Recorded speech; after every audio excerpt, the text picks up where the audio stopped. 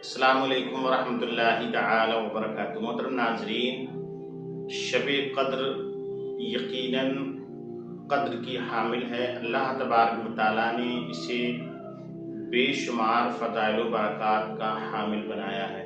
ناظرین گرامی، شب قدر میں کی جانے والی عبادت 1000 مہینوں سے افضل و اعلیٰ ہے، اور اللہ تبارک و تعالیٰ نے ہم اہل ایمان اہل اسلام کو امت محمدیہ صلی اللہ تعالی علیہ وسلم کو خاص طور سے شب قدر عطا فرمائی ہے۔ ہمیں ہمارے نصیبے پر مقدر پر ناز کرنا چاہیے کہ اللہ نے ہمیں ایک ایسی رات عطا فرمائی ہے جس میں کی جانے والی عبادت 1000 مہینوں سے بہتر ہے۔ ناظرین گرامی، اس کے فضائل و برکات احادیث قرآن کے اندر بے شمار ہیں۔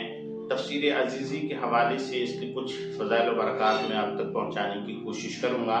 اگر آپ نے صحیح طریقے سے اس کے فضائل و برکات اور سورہ قدر کا شان نزول سماعت کر لیا تو یقیناً آپ اس رات کی تلاش و جستجو میں رہیں گے اور حتی المقدور یہ کوشش کریں گے کہ کسی طریقے سے شب قدر نصیب ہو جائے اور اللہ کی بارگاہ میں کھڑے ہونے کا موقع مل جائے، کیونکہ بخاری شریف کی ایک حدیث ہے، من قام فی لیلۃ القدر ایمانا و احتسابا غفر له ما تقدم من ذنبہ، کہ جو لیلۃ القدر کے اندر ایمان اور ثواب کی نیت سے قیام کرتا ہے، نماز پڑھتا ہے، تو اللہ تبارک و تعالیٰ اس کے پچھلے تمام گناہوں کو معاف فرما دیتا ہے۔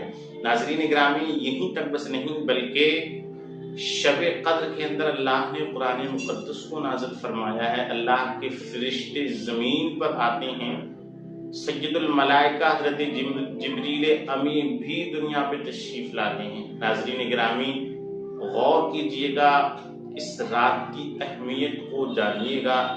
یقیناً اس میں اللہ نے بے پناہ برکتیں اور اس میں بے پناہ فضیلتیں مضمر رکھی ہوئی ہیں۔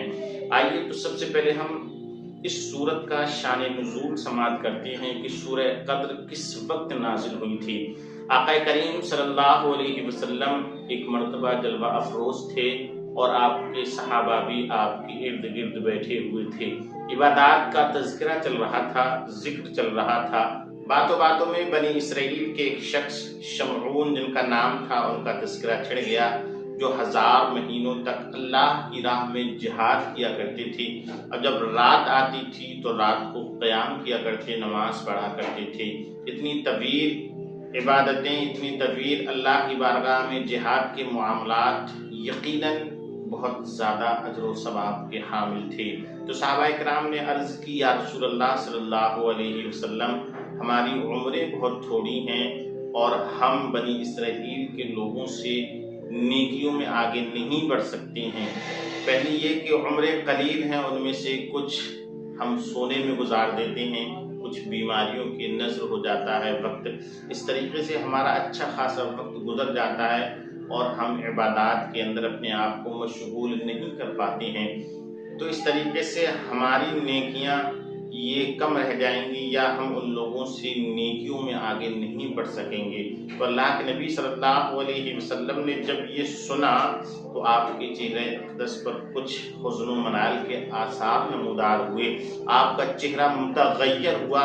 اللہ تبارک و تعالیٰ نے سید الملائکہ حضرت جبریل امین کو اس وقت سورہ قدر لے کر کے بھیجا، ارشاد فرمایا کہ اے پیارے پیغمبر، اگر تمہاری امت کے لوگوں کا جامع حیات جلد چھلک جایا کرتا ہے، یعنی کہ ان کی عمریں کم ہیں اور وہ نیکیوں میں بنی اسرائیل سے آگے نہیں بڑھ سکتے ہیں، تو میں نے ایک شب، ایک رات انہیں عطا کر دی ہے کہ اگر وہ اس رات میں قیام کریں گے، نماز پڑھیں گے، تو یہ ان کا قیام کرنا، نماز پڑھنا 1000 مہینوں سے زیادہ افضل و اعلیٰ ہو جائے گا۔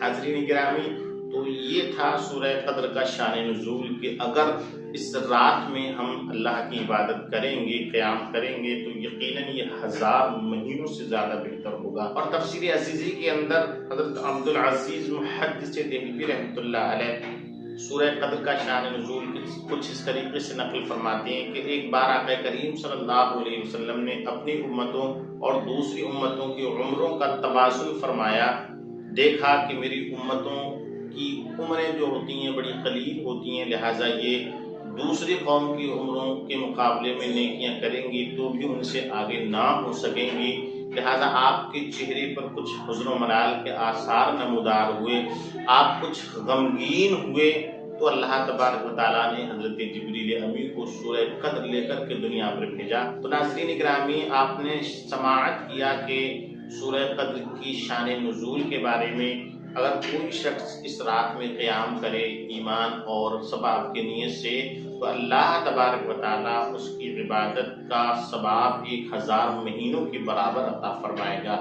تو اس رات کو کبھی مس نہ ہونے دیجیے گا، اس رات میں اللہ کی رضا حاصل کیجیے گا، اللہ کا ذکر کیجیے گا، قرآن کی تلاوت کیجیے گا، نماز پڑھیے گا اور اللہ سے اپنے گناہوں کی بخشش و مغفرت طلب کیجیے گا۔ یقیناً رب بہت بڑا غفور و رحیم ہے اور اس رات کی عبادت 1000 مہینوں سے افضل و اعلیٰ ہے۔ السلام علیکم ورحمۃ اللہ۔